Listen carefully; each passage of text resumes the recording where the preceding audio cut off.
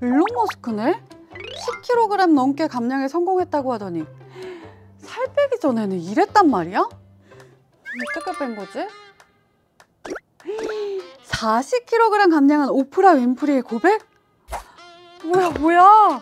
요요 현상을 막아주는 적정량의 비만 땡땡땡을 복용? 그렇다면 3주 만에 7.5kg을 감량했다던 킴 카다시안도 설마? 다들 다이어트에 성공한 이유가 따로 있었잖아.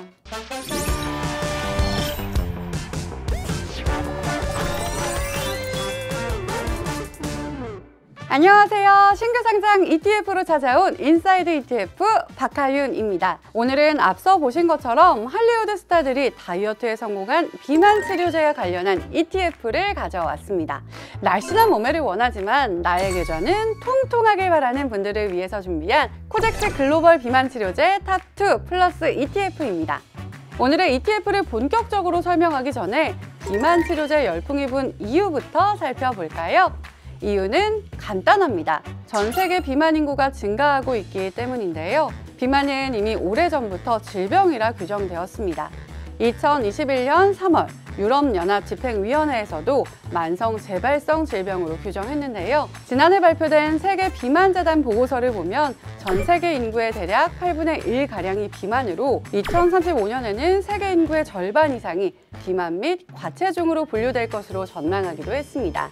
비만 치료제 시장도 나날이 커지고 있는데요. 비만 치료제 시장을 골드러시라고 말할 정도로 폭발적으로 성장할 거라고 보고 있습니다. 2030년까지 연평균 성장률 약 50%. 최근 비만 치료제가 대중에게 화제가 된 이유는 또 있죠. 셀럽들의 경험담이 결합하면서 대중에게 비만 치료제 신드롬을 일으킨 건데요. 대표 주자는 일론 머스크, 여기에 킴 카다시안과 오프라 윈프리까지 다이어트 성공 사례를 공유하면서 비만 치료제 붐이 일었는데요. 이러한 열풍에 힘입어 전 세계적으로 비만 치료제 품귀 현상이 나타나기도 했습니다. 비만 치료제 수요 폭등으로 비만 치료제 회사 노보노디스크는 TV 광고로 중단했고요. 넘쳐나는 주문에 일라이릴리는 독일과 미국에 생산 공장을 추가로 건설하겠다는 계획을 발표하기도 했습니다. 비만 치료제 시장 규모가 2030년까지 약 136조 원으로 성장할 것이라는 전망과 셀럽들의 신드롬까지 더해지면서 비만 치료제 열풍은 쉽게 식지 않을 것 같은데요. 대세 중의 대세인 비만 치료제 시장에 대한 투자 역시 더욱 늘어날 수밖에 없겠죠.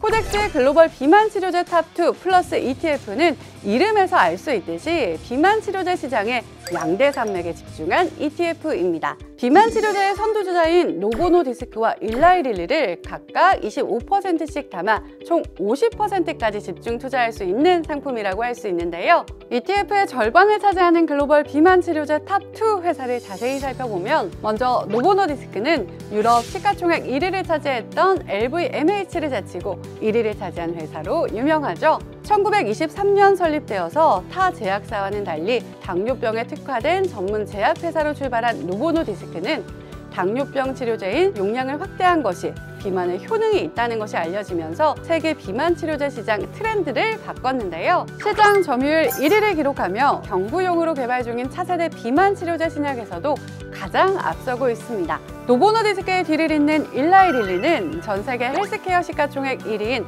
오랜 전통의 글로벌 제약사로서 본격적으로 비만 치료제 시장에 뛰어들었는데요. 높은 수요를 충족하기 위해서 설비 투자를 확대하며 앞으로는 더욱 비만 치료제 시장의 높은 점유율을 확보할 것으로 예상되고 있습니다. 그동안 비만 치료제는 임상 발표 후엔 주가가 상승했었는데요. 올해도 노보노디스크와 일라이릴리의 다수의 연구 개발 및 임상 결과 발표가 예정이 되어 있어서 주가 상승 모멘텀을 기대해 볼 수 있지 않을까 싶습니다.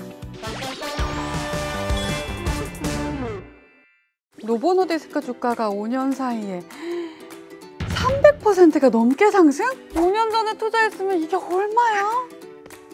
야식 먹으면서 살찌울 게 아니라 내 포트폴리오를 살찌웠어야 되는데. 잠깐! 제2의 노보노디스크와 일라이릴리가 나오지 말란 법은 없잖아? 노보노디스크와 일라이릴리의 50%를 투자하고 나머지를 성장 가능성이 높은 기업으로 잘 채우면 되겠는데?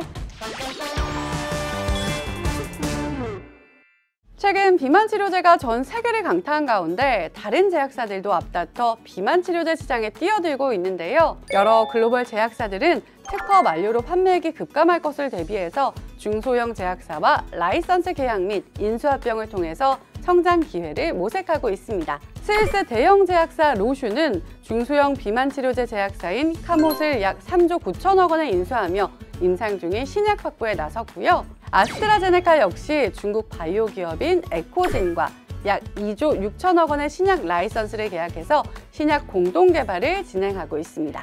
코덱스 글로벌 비만 치료제 탑2 플러스는 시장 점유율이 가장 높은 노보노디스크와 일라이릴리에 50%를 투자하면서 다른 비만 치료제 제약사에도 투자 가능하게 구성되어 있는데요. 포트폴리오 편입하는 기업 모두 미국 FDA와 유럽 EMA에서 승인했거나 임상 중인 제약사로 대표적으로 스타럭처 테라퓨틱스, 바이킹 테라퓨틱스, 리듬 파마슈티컬스 등입니다.